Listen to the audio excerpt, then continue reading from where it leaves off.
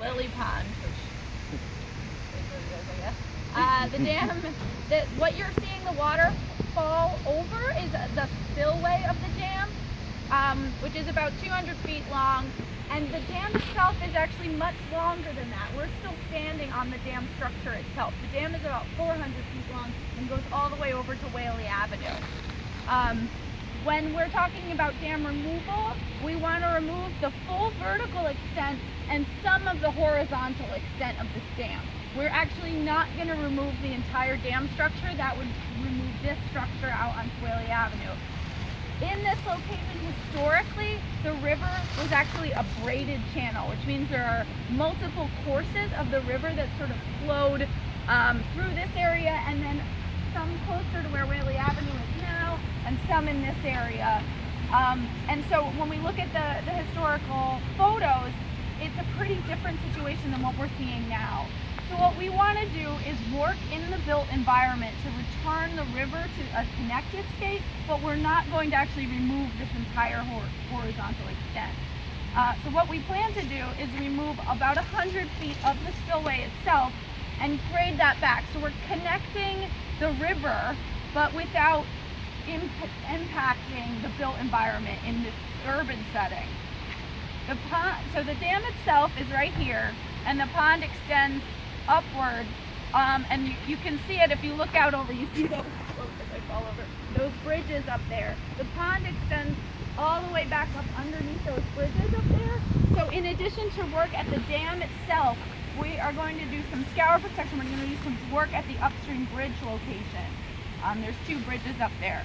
So when we're working in an urban setting, in addition to all the engineering challenges of designing a dam removal and designing this kind of a project, we have to worry about what else exists around the dam structure. So do we have bridges? Do we have infrastructure in the impoundment? Do we have contamination issues in the sediment? Do we have utilities, maybe an electric line or some other line that runs through the impoundment? So there's many more challenges in an urban environment that you might not see if you were ripping out a dam in the middle of the woods.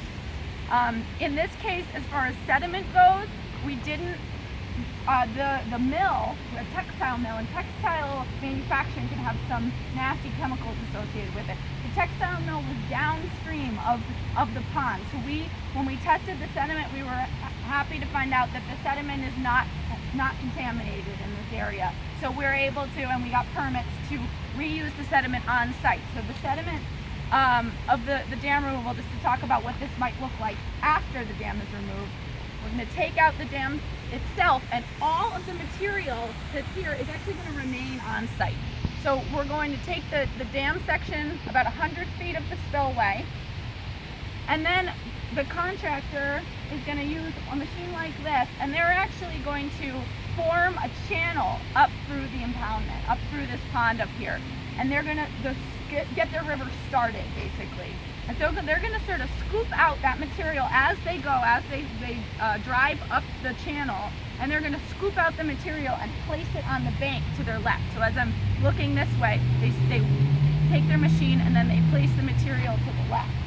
And what that's going to do is that's going to form a bank of the river. It's going to form a pilot channel, so we are being intentional about where the river is actually going to be in this location. And then that sort of berm, or that bank of the river, on the opposite side there's going to be a low-lying area, and that area will remain as wetland habitat after the dam is removed. And so as part of this project, which we can talk about a little, we also had the New England Wildflower Society came out and collected seeds. And so after we're done the dam removal construction phase, they'll bring back those seeds and we'll distribute them throughout that area in the floodplain, and we'll have local genotype native vegetation that grows in the pond, and hopefully a big volunteer event in the spring with lots of local folks. I just want to enhance